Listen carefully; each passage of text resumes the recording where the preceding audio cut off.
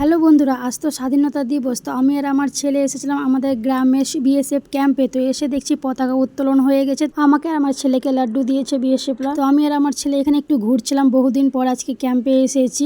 আগে ছোটবেলায় খুব আসতাম, এখন তো আর স্কুল নেই যে স্কুলে যাব পতাকা উত্তোলন হবে। তো ক্যাম্পে এসেছিলাম, এসে দেখছি উত্তোলন হয়ে গেছে। এখানে একটু ঘোরাফেরা করছিলাম, বহুদিন পর আজকে ক্যাম্পে এসেছি। ক্যাম্পের কালী মন্দিরে দেখো আমার ছেলে আসা মাত্র এখানে কিন্তু প্রণাম করে নিয়েছে। আমাদের গ্রামের প্রাইমারি স্কুলের কিন্তু র্যালি বেরিয়েছে, এই স্কুলে আমিও পড়েছি।